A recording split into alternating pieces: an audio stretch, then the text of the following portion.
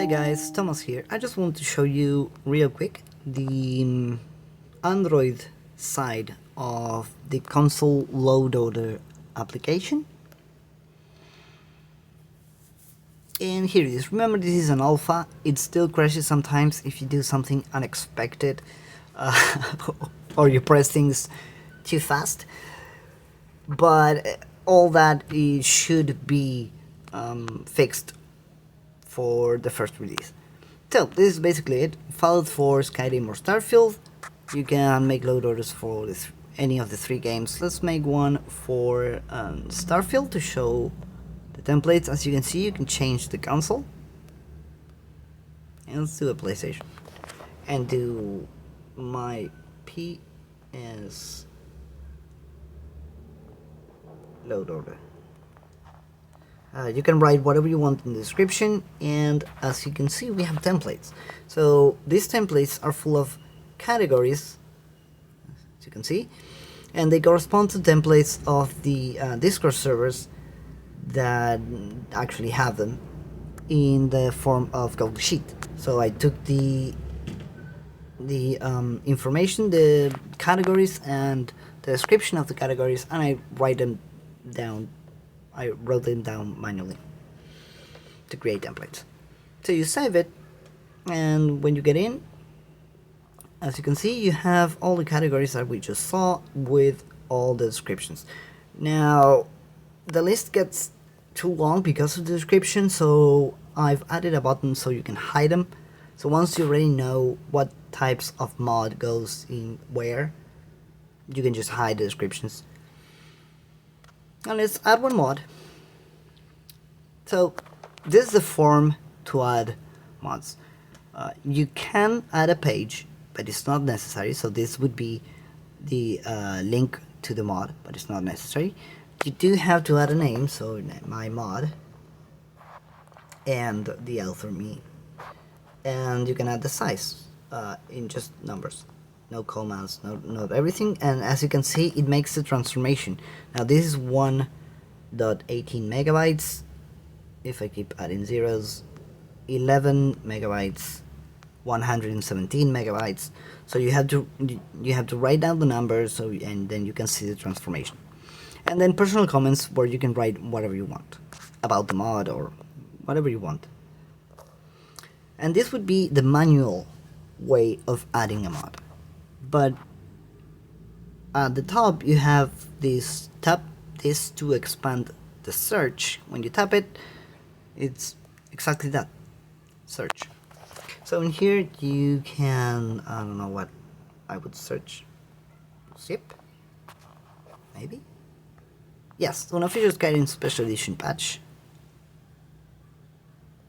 Now you click it and it brings back the information. As you can see, now we have the page filled up, the name, the author, not the comments because that's for you to write whatever you want, and the mod size. And we also have a picture, the categories on the right, and the full description of the mod from the page directly. And you simply save it. And that's it, unofficial Skyrim Special Edition patch.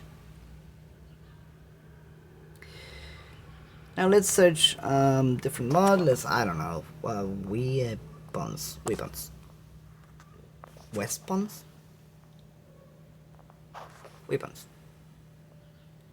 I don't know, whatever. There it is. Gem weapons and armor pack. Save. Perfect. Now you can also hide the empty categories with the button at the top right, hide categories, and it does exactly that. It hides the empty categories. Then you can press the unlock button on the top right, and it's going to show you a few more things.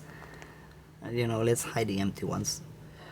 So with this you can move the mods around and move the categories around. So as you can see, I press the arrow up and the mod goes up, and of course it moves the other one down. And you can also delete. Let's delete the unofficial Skyrim specialization patch. I have to put a background to this message because it's really hard to see. Press yes, and there it is. Delete it. And let's just show how to create a category in here by creating an empty one for Fallout. So I just created one without any template, so when you get in it's empty. You cannot add mods because you don't have any category. So you add a category, master files, and a description, save, and there you have it, your own new category. You can add as many as you want. Category 2, second description, and there is.